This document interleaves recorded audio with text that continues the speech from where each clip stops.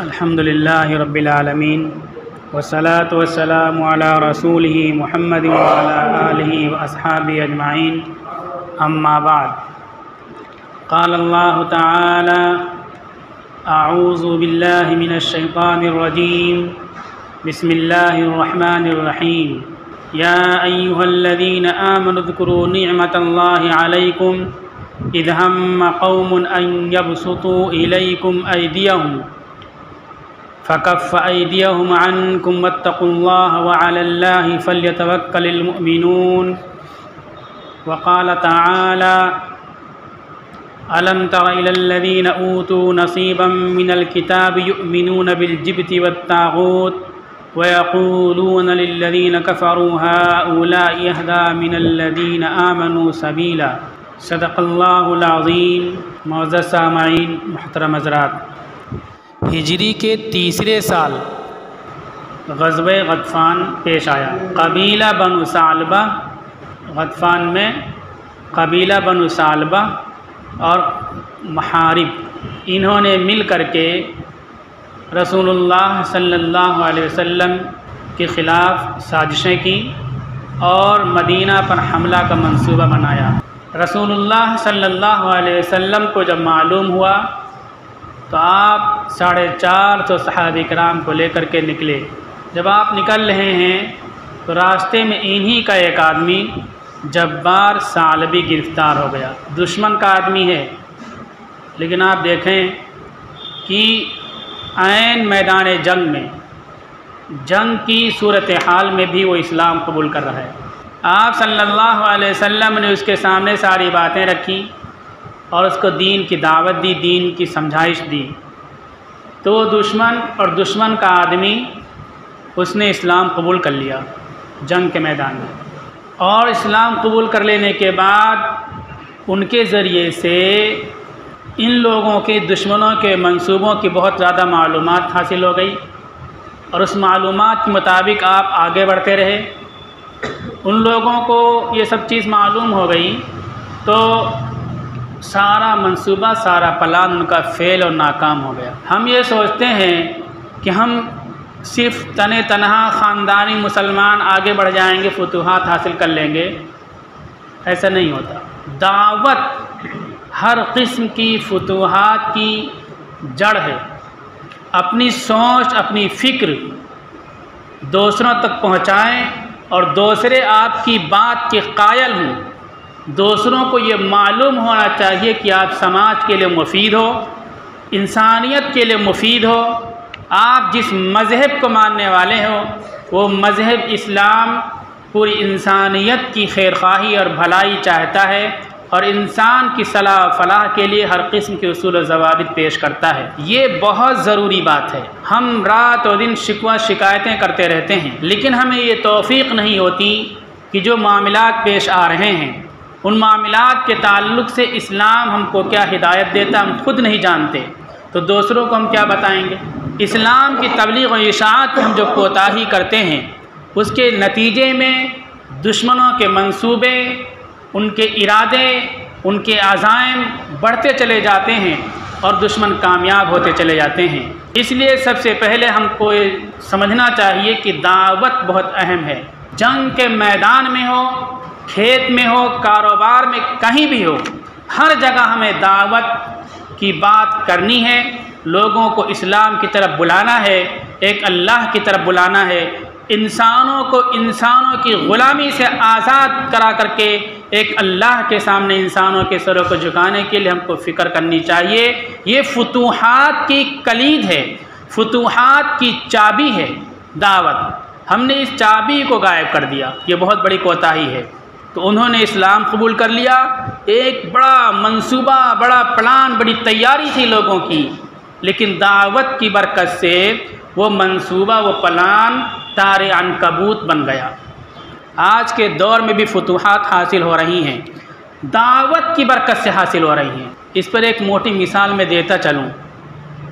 एक मरतबा 8-10 साल हो गया, एक हाकिम के सामने, यहीं क्या वाक़या है मैं जगह नहीं ज़िक्र करूँगा, हाकिम के सामने लोगों ने ज़िक्र किया कि ये फ़ला फ़ला मौलाना लोग ऐसे हैं जो लोगों के ज़बरदस्ती दीन और धर्म को तब्दील करा रहे हैं और किताबता बांट रहे हैं। तो हाकिम ने पूछा, कलेक्टर ने पूछा कौन सा किताबचा, तो दिया ये किताबचा। तो फ़ौरन हाकिम ने अपने खादिम को कहा कि दराज से फ़लाँ किताब उठा के लाओ, तो लाए। तो वो हाकिम पहले वो किताब पढ़े हुए था। उन्होंने कहा देखो मैंने इसको शुरू से लेकर आखिर तक पढ़ा है, इसमें कहीं से कहीं तक कोई ज़बरदस्ती की बात नहीं है, लालच की बात नहीं है, ये बिल्कुल तुम्हारा इल्ज़ाम बेबुनियाद है। अब अगर तुमने इन लोगों के ख़िलाफ़ दोबारा कोई एप्लीकेशन दिया तो तुम्हारे ख़िलाफ़ हम केस दायर करेंगे। तो देखिए दावत की बरकत से फतूहात के रास्ते रुकते हैं और जुल्म के मंसूबे नाकाम हुआ करते हैं। इसलिए हमको हर हाल में हमेशा दावत का काम करते रहना चाहिए। इतना बड़ा मामला हो गया, मुकाबला करने के लिए, बचाव करने के लिए निकलते हैं, लेकिन दुश्मन के आदमी मिलते हैं, उनको दावत देते हैं, वो इस्लाम कबूल कर लेते हैं, उसके नतीजे में सारा मंसूबा दुश्मन का नाकाम हो जाता है। इसलिए हमें दावत हमेशा देते रहना चाहिए, इस्लाम की बात फैलाते रहना चाहिए। बात इस्लाम की तबलीग ये हमारी जिम्मेदारी है। बारात में चले गए फ़ोटो खींच के भेजने, गाड़ी पे खड़े फ़ोटो खींच के भेज, टहलने गए फ़ोटो खींच के भेज रहे हैं, ये बेवकूफ़ी की बात है। तबलीग और दावत फतूहात की जड़ है। अब देखिए दावत किस तरह अल्लाह के नबी दे रहे हैं। वहाँ से लौटे, वापस हुए, रास्ते में एक मकाम पर सहाबे किराम ने पड़ाव डाला। दोपहर का वक्त था, एक दरख्त, अलग अलग सब थे, एक दरख्त के नीचे सहाबे किराम ने जगह साफ़ कर दी और आपको तन्हा वहाँ कर दिया कि आप तन्हा आराम फरमाएं। आप वहाँ आराम फरमाने लगे, अपनी तलवार को लटका दी टहनी से। वो दुश्मन जो जंग पर आमादा थे वो भाग तो गए थे, लेकिन उनके दिल में अदावत की आग जल रही थी। वो मौके की तलाश में थे कि ये कैसे लोग हैं कि हमने इतना बड़ा मंसूबा बनाया और हमारे सारे मंसूबों को जान लिया और मंसूबे के मुताबिक आगे बढ़े और फेल कर दिया। तो और अदावत उनके अंदर पैदा हो गई। वो जो सरदार था वो आया, कितना बहादुर था, वो अपने तमाम सिपाहियों को जोड़ दिया, तन्हा आ गया और पता कर लिया कि कहाँ मुहम्मदुर रसूलुल्लाह आराम कर रहे हैं। इतना बहादुर इंसान हार नहीं सकता है असबाब के दर्जे में। जो हम लोगों के लिए इसमें सबक है उस पर हम अपने जहन को कंसंट्रेट कर। आया, तलवार ले लिया आप सल्लल्लाहु अलैहि वसल्लम की, खाली हाथ आया होगा ताकि कोई पकड़े तो जान न पाए कि हम फौजी हैं या लड़ाकू हैं या लड़ाई के जिम्मेदार सिपह सालार हैं। इसे तन्हा आया, हथियार उठा लिया और आवाज़ लगाई। आपकी नींद खुली तो बोला बताओ तुमको मुझसे कौन बचाएगा, मैं यमनाउका मिन्नी, तुम्हें मुझसे कौन बचाएगा। आप सल्लल्लाहु अलैहि वसल्लम ने पूरे यकीन, एतमाद, तवक्कुल, अल्लाह पर भरोसे के साथ ये कहा मुझे अल्लाह बचाएगा। जब इंसान के अंदर यकीन और एतमाद होता है तो उस अंदाज में जब बात करता है तो बहुत ताकत होती है।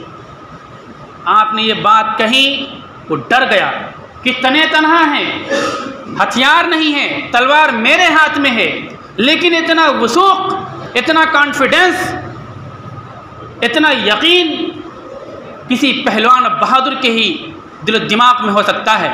वो डर गया, कांपने लगा। कांपने की वजह से तलवार हाथ से गिर गई।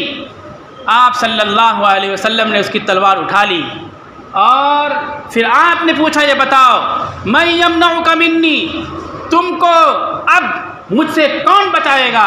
तुमने मेरी तलवार उठाई थी, मुझे कत्ल करने के लिए तलवार खींचा था और तुमने मुझे तहद्दी दी थी, चैलेंज दी थी, कौन बचाएगा। अब मैं तुमसे ये बात पूछता, बताओ तुमको मुझसे कौन बचाएगा।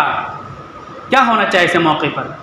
दुश्मन है, दुश्मन का सरदार है, 1 मिनट पहले जान लेने की तहद्दी कर चुका है, चैलेंज दे चुका है। हम लोग क्या करते हैं, अपने अखलाक, अपनी सोच को देखो। हम सुन्नत से कितना दूर हो गए। मामूली अदावत हो जाए, मामूली दुश्मनी हो जाए तो हम किस तरह के मामलात अपने से कमज़ोर लोगों के साथ करते हैं। उसने कहा आपके अलावा कोई नहीं बचा सकता। रसूलुल्लाह सल्लल्लाहु अलैहि वसल्लम ने उसको फ़ौरन माफ़ कर दिया। जंग के मैदानों से इस्लाम यूरोप में पहुंचा, पहले कह चुका हूं मैं।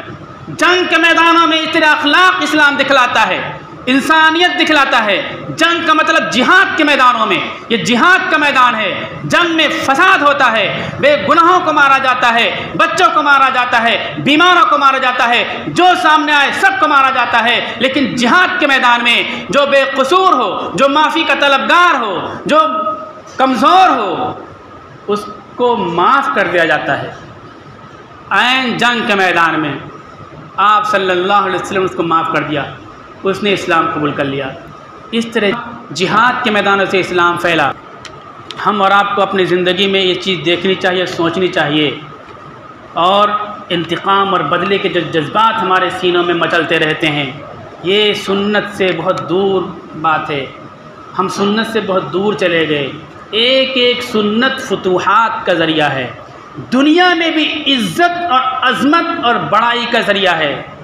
हम सिर्फ यही एक चीज़ छोड़ दें, बदले लेने का जज्बा, दरगुजर ना करने की सोच, तो यही चीज़ हमको फुतूहात अता करेगी, तरक्की देगी, लोगों के दिलों पर हुकूमत और इक़्तिदार अता करेगी।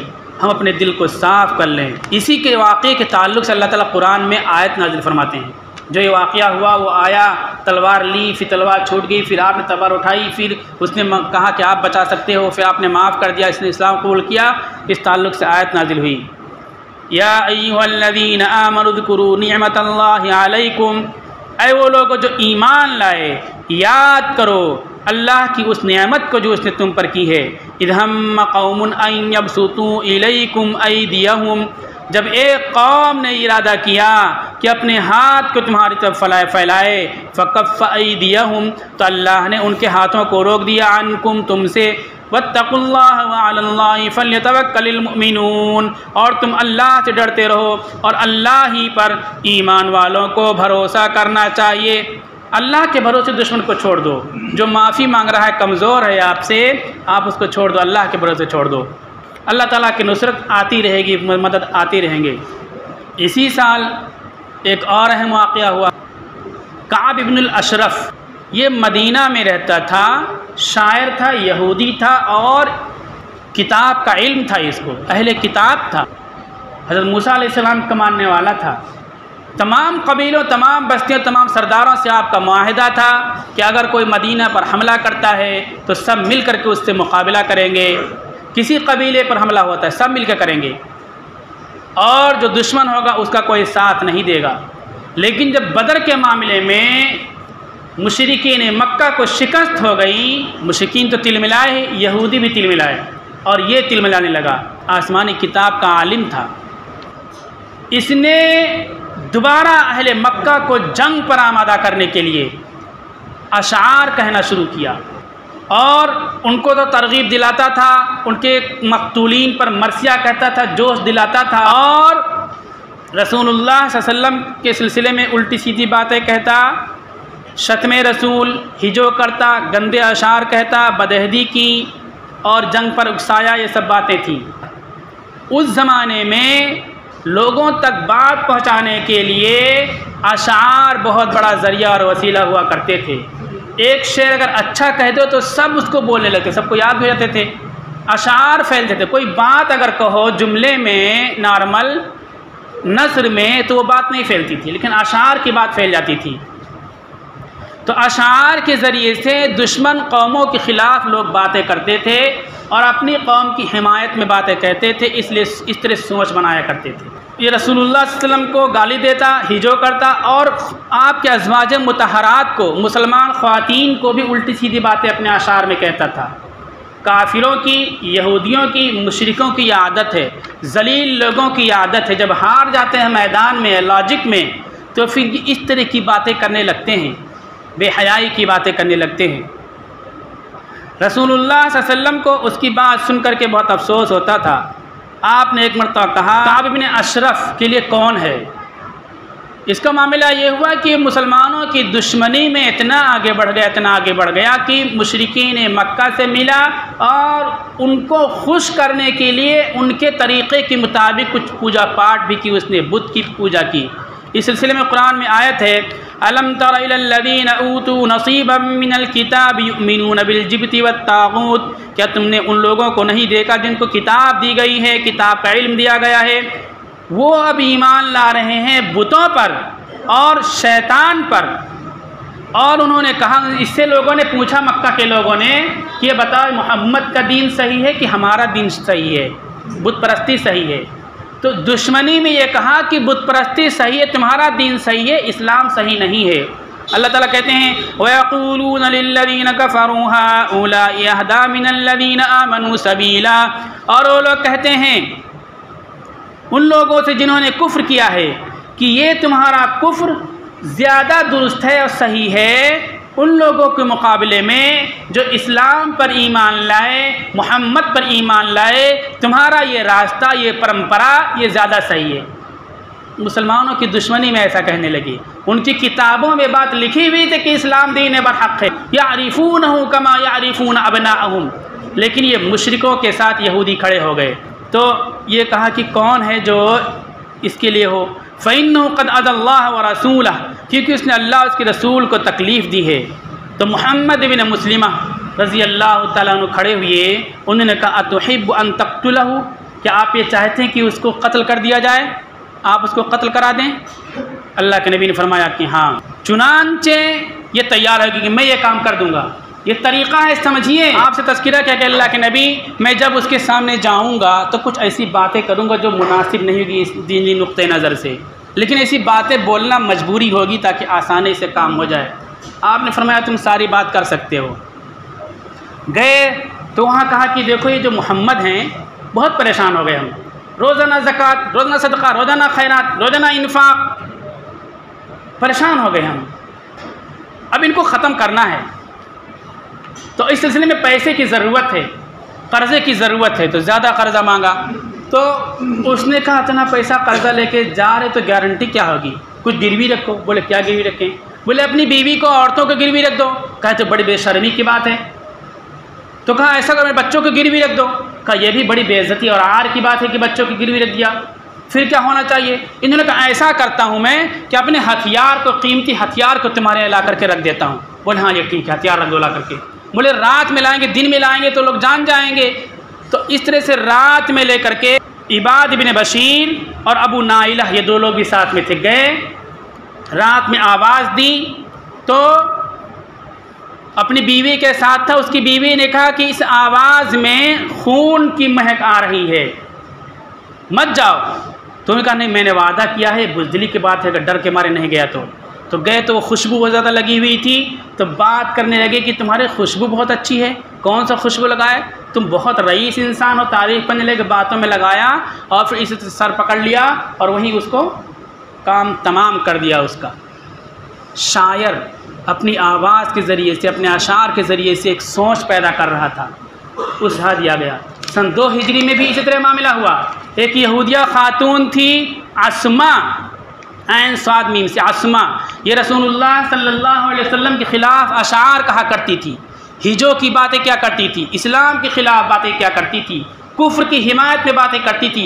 ये भी अपने अशार में बेहयाई, बेपर्दगी की बातें कहती थी। मुसलमान औरतों को, अज़वाज मुतहरात को, सहाबा किराम की बीवियों को अलग अंदाज में पेश किया करती थी। ये इतने जलील, इतने नीच होते हैं, इस्लाम को बदनाम करने के लिए, मुसलमानों को बदनाम करने के लिए मुस्लिम औरतों को नहीं पेश कर सकते तो अपनी सगी बहन को, सगी बेटी को लेकर के खड़े हो जाते नकाब पहना करके, और ये बताते देखो ये मुसलमान औरत नकाब पहनने वाली नाच रही है, इनके मर्द नकाब पहन करके मुसलमान औरतों को बदनाम करने के लिए नाचने लगते हैं। इतने जलील, नजीस पलीद होते हैं। अस्मा भी इसी तरह कहा क्या करती थी, मुसलमान औरतों को बदनाम करती थी। अल्लाह के नबी सल्लल्लाहु अलैहि वसल्लम ने इशारा फरमाया कि इसका काम तमाम होना चाहिए। एक नाबीना सहाबी उमर इब्न आदी खड़े हुए और इन्होंने इसका काम तमाम कर दिया। नाबीना थे, उनका काम तमाम करके आ गए।